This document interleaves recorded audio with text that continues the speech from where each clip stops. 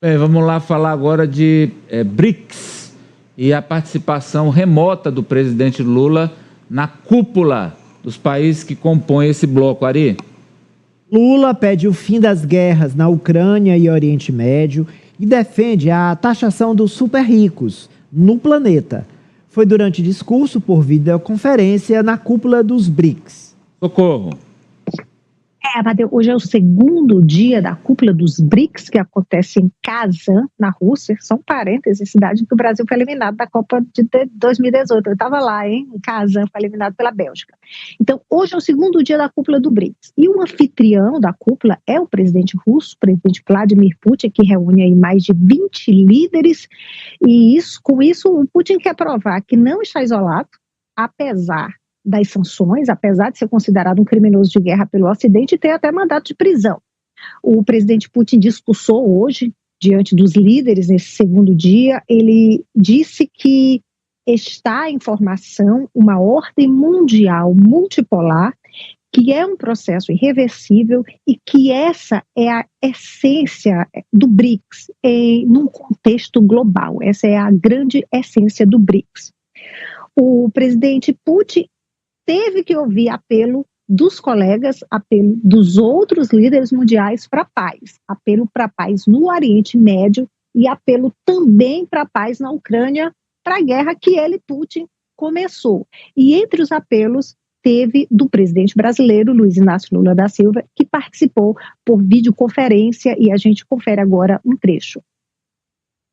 Disse o presidente Erdogan na Assembleia Geral da ONU: Gaza se tornou o maior cemitério de crianças e mulheres do mundo. Essa insensatez agora se alastra para a Cisjordânia e para o Líbano.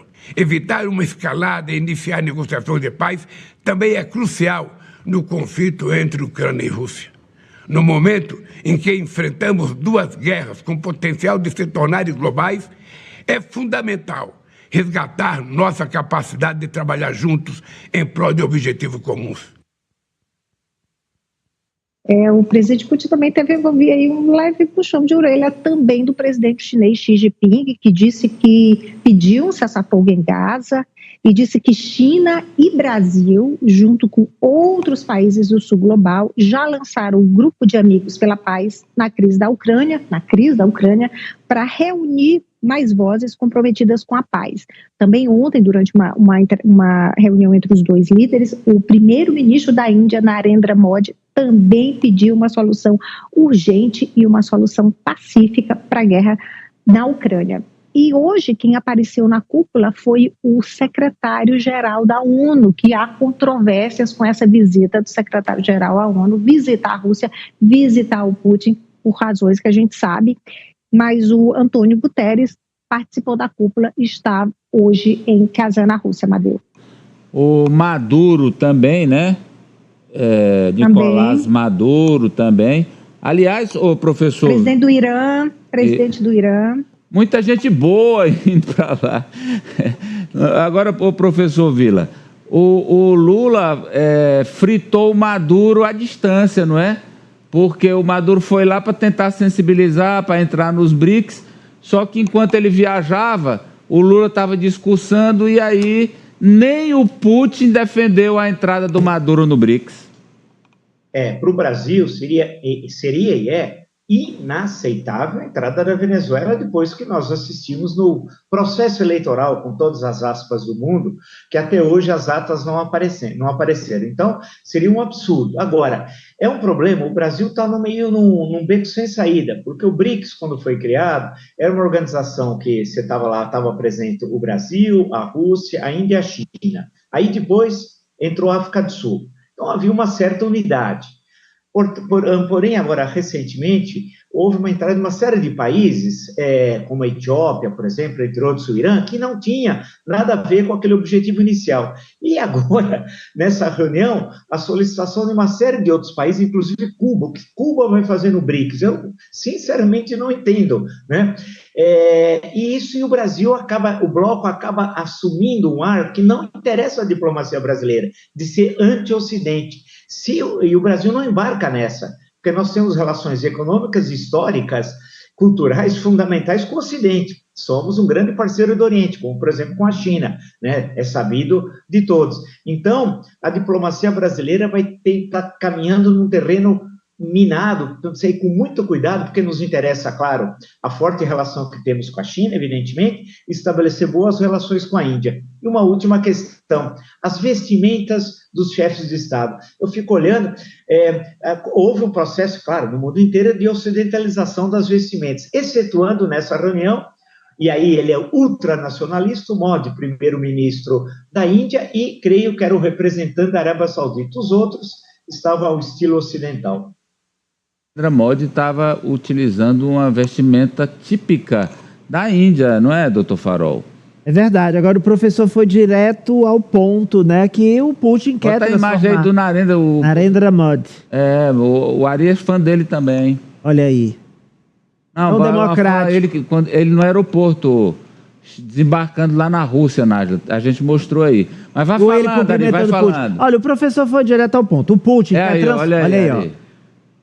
O Putin quer transformar os BRICS, o grupo dos BRICS, em uma alternativa às organizações, aos organismos ocidentais. Ele quer ser uma liderança nos BRICS, junto com a China.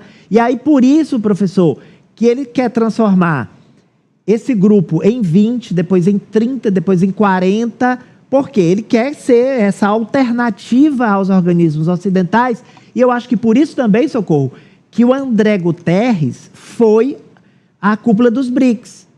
Porque hoje não dá para virar as costas para esse grupo, é muito forte.